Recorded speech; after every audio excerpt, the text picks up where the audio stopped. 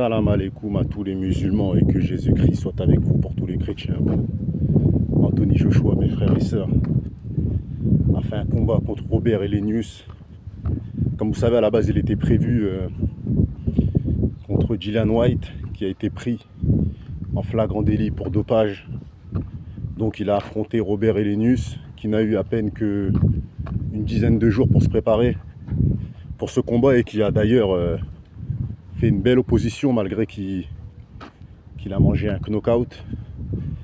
Et il faut savoir que Robert Helenius, bon, 39 ans c'est pas vieux, hein, parce qu'il y a beaucoup de gens qui disent oui, il a 39 ans, non, 39 ans c'est rien. C'est rien frère. On a des boxeurs de plus de 40 ans qui arrivent à faire le taf. Donc je trouve que dans la boxe, l'âge, tu peux être fort jusqu'à 45, 46 ans. Hein. Tu vois, on a même Anderson Silva qui donne des bonnes prestations, des combats d'exhibition qui sont pas mal. Qui a quand même 48 ans, hein, je me trompe pas. 47 ou 48 ans. Donc voilà.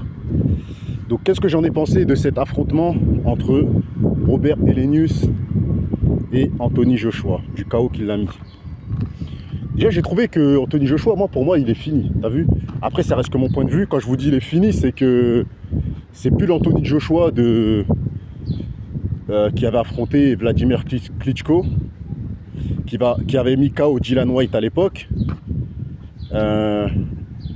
qui avait affronté tous les mecs qu'il a affrontés, hein. Carlos Takam, il y a qui encore qu'il avait affronté,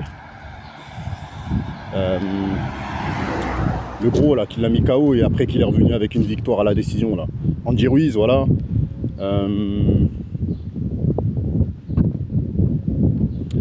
Bref, c'est plus le même qu'avant. C'est plus le même qu'avant. On sent comme si qu'il s'était embourgeoisé. Comme s'il est plus. En fait, moi ce que je trouve chez Anthony Joshua, en fait, le fait qu'il a mangé le sol, qu'il a mangé des KO, tout ça et tout, qu'il a mangé beaucoup de knockdowns, j'ai l'impression qu'il fait un peu plus attention à. Il est un peu plus craintif, voilà, il est un peu plus craintif.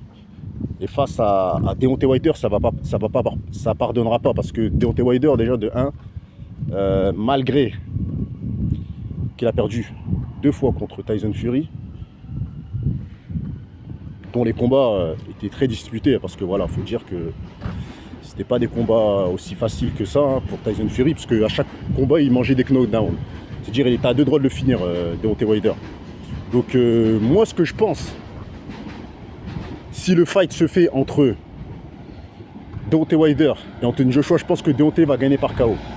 Pourtant Deontay est beaucoup plus vieux que Anthony Joshua. Deontay a 38 balais ou 37 balais. Et le mec qui revient d'un KO face à Tyson Fury, il vient et met une patate à Robert Helenius, le même gars qui a affronté Anthony Joshua, il le met KO au premier round avec une patate de forain. En sachant que Robert Helenius s'est préparé pour le combat contre Deontay, mais une patate il a dormi. Robert Helenius a mangé plusieurs crochets dans la gueule de Anthony Joshua, il tombait pas. Hein. Il est tombé vers le 7e round. C'est la fatigue qui l'a fait tomber, je pense, tu vois. Donc voilà. Techniquement, je trouve qu'Anthony Joshua est plus technique que Deontay Wilder. Mais dans les combats, mes frères et sœurs, c'est la puissance qui gagne. Hein. Quand tu regardes bien, c'est la force et la puissance. Hein. Si Deontay Wilder, je vais vous dire un truc, ce que je pense. Hein. Si Deontay Wilder venait avec 115 kilos contre Tyson Fury, il aurait pu donner encore des plus belles performances. Parce que Tyson Fury, à chaque fois qu'il affronte Deontay Wilder, il fait presque 300 kilos. Donc voilà, quand je dis 300 kilos, vous avez compris, il vient avec 130 kilos. Deontay Wilder, elle a toujours 20 kilos de moins que lui. Donc c'est un peu normal que Tyson Fury gagne parce qu'il a plus de force et plus de puissance. Parce que dans la boxe, c'est la force et la puissance qui gagnent. Et Tyson Fury, malgré qu'il prend du poids,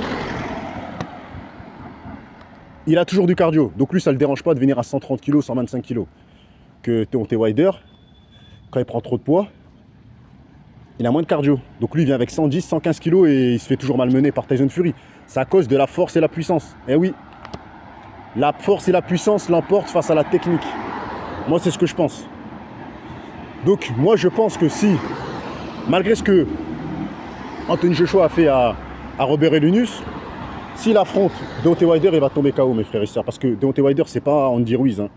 Andy Ruiz, il a eu Anthony Joshua à l'usure et à la technique. Parce que c'est un boxeur technique. Malgré qu'il est gros, c'est un boxeur technique.